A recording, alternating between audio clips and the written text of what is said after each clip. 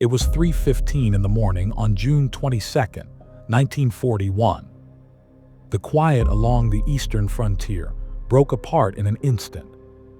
Without warning, German artillery opened fire across a front stretching from the Baltic Sea to the Black Sea. Thousands of guns thundered at once. Explosions lit the sky. Within minutes, the night was gone, replaced by fire and smoke. Then came the aircraft. The Luftwaffe, the German Air Force, struck more than 60 Soviet airfields at the same time. Bombs hit runways, hangars, and fuel depots. Soviet planes, still lined up on the ground, were destroyed before they could take off. In the first hours alone, hundreds were wiped out. Across the border, stunned Soviet soldiers ran from their barracks. Some thought the explosions were a drill. Others tried to phone headquarters but found the lines already cut. German tanks were rolling forward, columns of them, led by the new Panzer III and Panzer IV models. Infantry followed in trucks and on motorcycles, crossing bridges that had been seized in the first minutes of the assault. In Berlin, Hitler's command transmitted the coded message: Barbarossa has begun. By sunrise, the largest invasion in history was underway. 3 million German soldiers and their allies had crossed into the Soviet Union. From the first moment, the Red Army was caught off guard. Radios went silent, command posts vanished, and whole border units were surrounded before they even understood what was happening. By the end of the day, German spearheads were already 30 miles inside Soviet territory. The front had collapsed. Operation Barbarossa, Hitler's gamble for total victory, had begun in a storm of fire.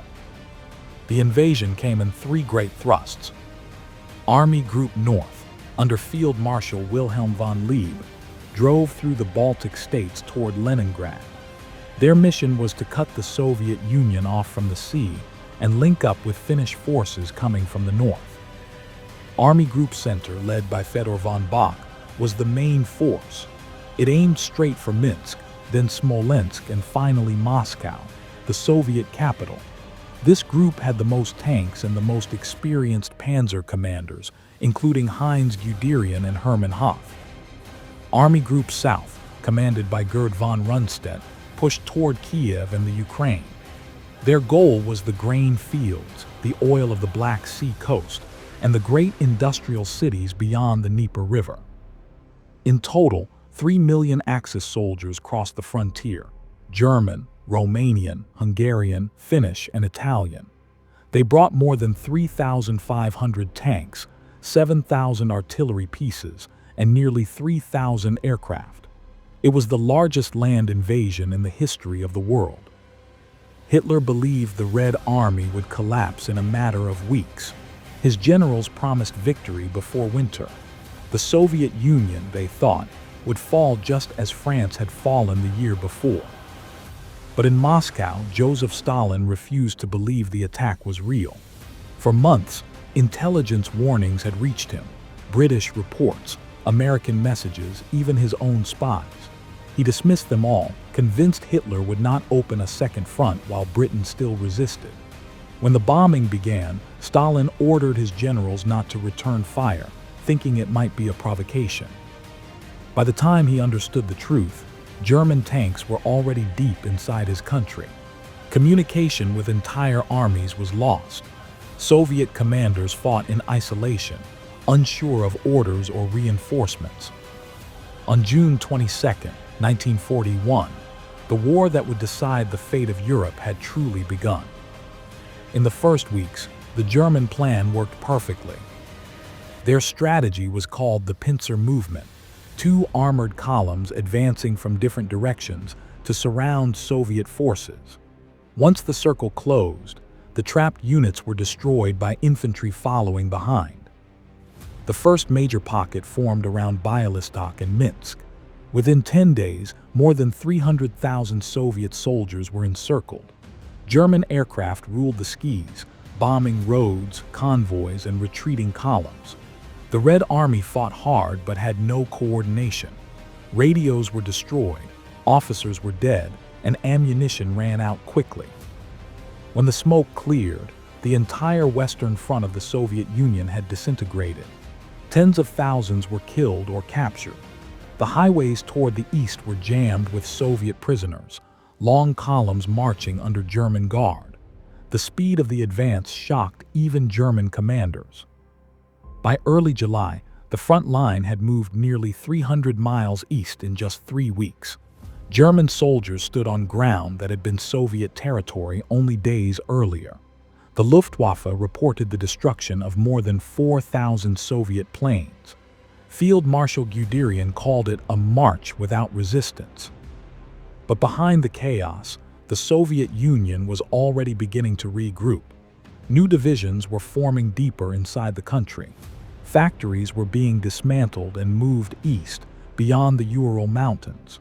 Stalin had finally addressed the nation, calling for a fight to the end. For now, though, the German advance looked unstoppable. City after city fell, and the Red Army seemed on the edge of total collapse. The first phase of Operation Barbarossa had succeeded beyond expectation, but ahead lay the vastness of Russia, the endless space that had swallowed invaders before.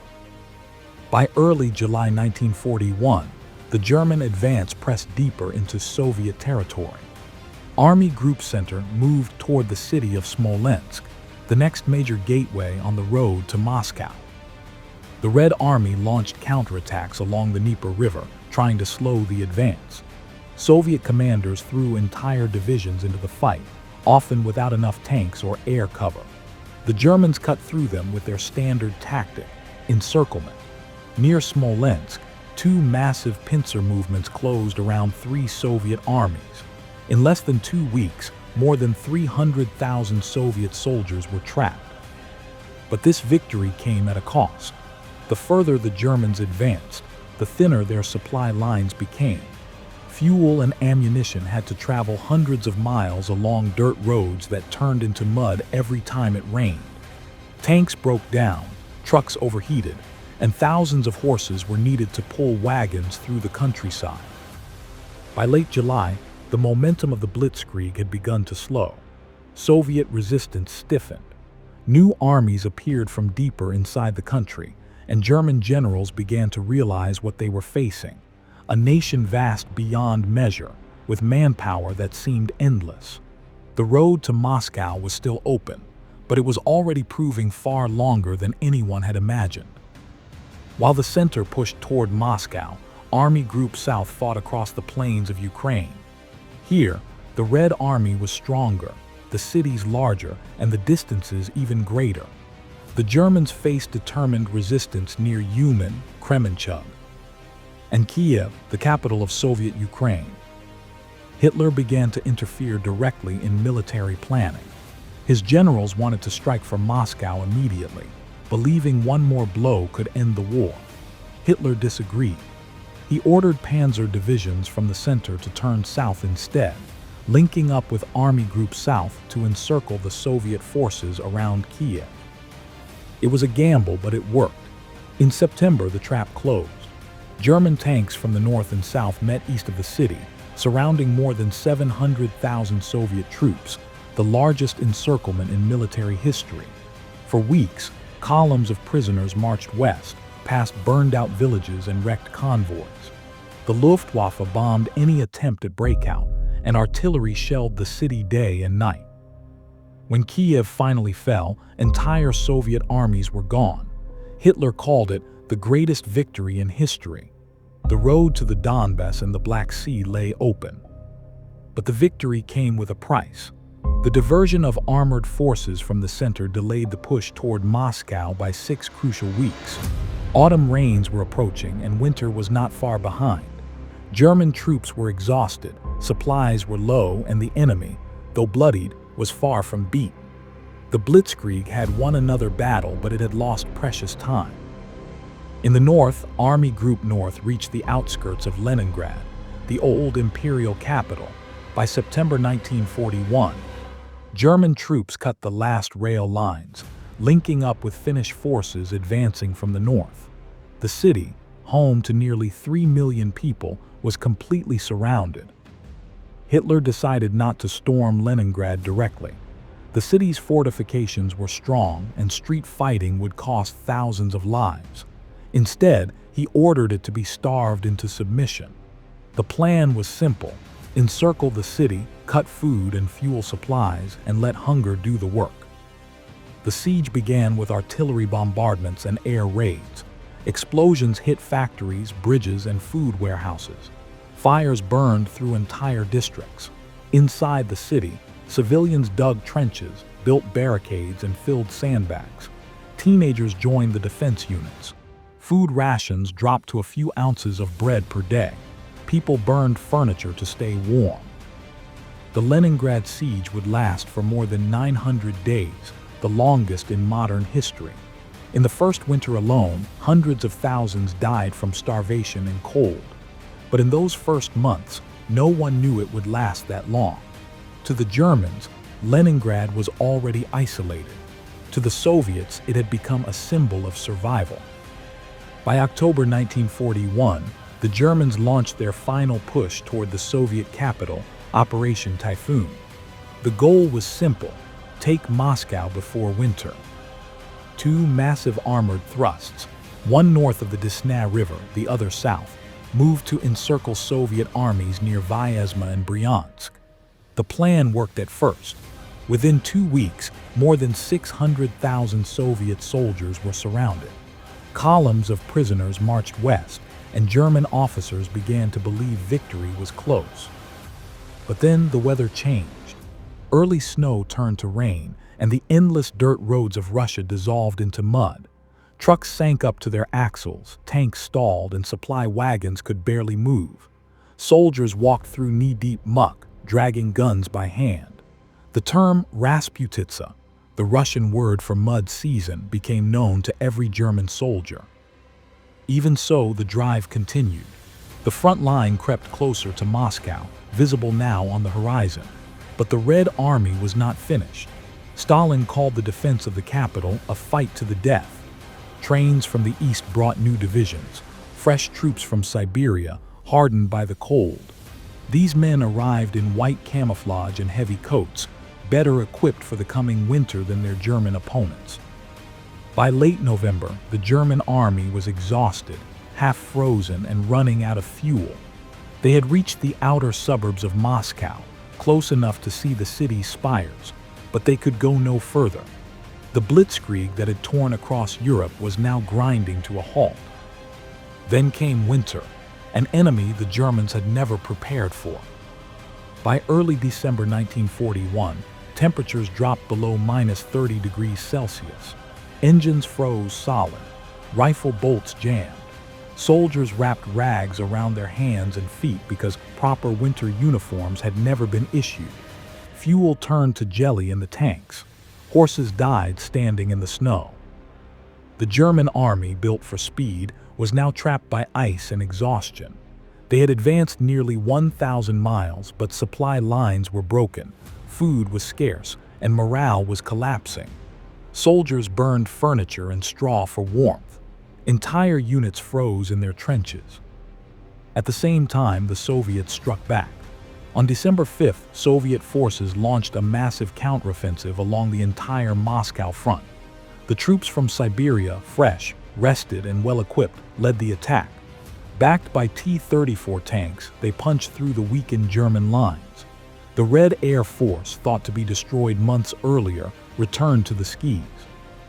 The Germans, caught off guard, fell back in confusion. For the first time since the war began, the Wehrmacht was in retreat. Villages that had been taken in summer were lost again by winter. Hitler ordered his men to hold their ground, forbidding any withdrawal, but the order only caused more chaos. By the end of December 1941, the dream of a quick victory was over. The Blitzkrieg, unstoppable just months earlier, had frozen outside the gates of Moscow. What began as a war of movement had become a war of survival. While battles raged at the front, another, darker war unfolded behind it. German occupation policies were brutal from the beginning. Special units called Einsatzgruppen followed the army, tasked with executions of partisans, political officers, and civilians. Entire villages were wiped out in reprisal for resistance. Food and livestock were seized for the army, leaving local populations to starve. The Soviet response was equally ruthless. Stalin ordered a scorched earth policy. Anything that could not be defended had to be destroyed. Crops were burned, bridges blown up, and factories dismantled before the Germans arrived. Soviet partisans formed in the forests, ambushing supply convoys and sabotaging rail lines. For civilians, life under occupation was a daily nightmare. Cities like Minsk, Kiev, and Smolensk were left in ruins. Millions were deported or killed. Farms were stripped bare, and the harsh winter turned hunger into famine. Every village knew the price of defiance and the price of surrender. The brutality hardened Soviet resolve. The invasion that had begun as a military campaign turned into an ideological war of annihilation, a struggle between two systems, each determined to destroy the other. From this point onward, there would be no mercy, no compromise, and no going back. The Eastern Front had become the deadliest battlefield in human history. By the end of 1941, Operation Barbarossa had failed. What began as the most powerful military offensive in history had stalled and turned into a war of attrition. The Germans could not win. The reasons were clear and systematic. First, Hitler and his generals underestimated Soviet strength. They believed the Red Army would collapse after a few defeats. Instead, the Soviet Union mobilized millions of new soldiers, moved entire factories east of the Ural Mountains, and replaced lost equipment faster than Germany could destroy it. Every victory created new fronts instead of ending the war. Second, Germany's supply lines were overstretched. The Blitzkrieg worked in small countries like France and Poland, but not across the vastness of the Soviet Union. Fuel, ammunition, and food had to travel hundreds of miles over dirt roads that vanished in mud or snow. The longer the army advanced, the weaker it became. Third, the Germans planned for a short war. They carried only summer uniforms, limited rations, and no winter gear. They expected to win before the snow fell. When the weather turned, their vehicles froze and their soldiers starved. The Red Army, used to the cold, fought harder as the Germans slowed down. Finally, political interference crippled command. Hitler refused to listen to his generals, changed plans without warning, and forbade tactical retreats even when they were necessary. His decisions turned setbacks into disasters. Operation Barbarossa did not fail because of chance or weather. It failed because it was built on arrogance, an invasion that ignored geography, history, and the limits of human endurance. Operation Barbarossa was the turning point of the Second World War. In just 6 months, more than 5 million soldiers were killed, wounded, or captured. Entire cities vanished. The Eastern Front became the largest and bloodiest battlefield the world had ever seen. Germany had entered the Soviet Union expecting a quick victory. Instead, it found an enemy too vast to defeat. By the end of 1941, the Wehrmacht had lost half its tanks, a quarter of its manpower, and most of its confidence. Hitler's dream of crushing communism and securing living space in the East had already begun to collapse. For the Soviet Union, the invasion was a disaster, but also a transformation. In the face of destruction, the country unified. Workers labored around the clock to rebuild its armies. Soldiers and civilians alike fought to defend their homeland inch by inch. The Red Army that rose from the ruins of 1941 would, in time, push west all the way to Berlin. Operation Barbarossa also changed the entire course of the war. It forced Germany into a fight it could never escape. It drew resources from every front, weakened its allies, and ensured that Nazi Germany would never recover. The war that Hitler had started to dominate Europe had now become a global, total war that would end only in his defeat. June 22, 1941 was not just the day the invasion began. It was the day Nazi Germany sealed its fate. From that morning onward, every victory would come with a greater loss, and every mile gained would lead only closer to the end.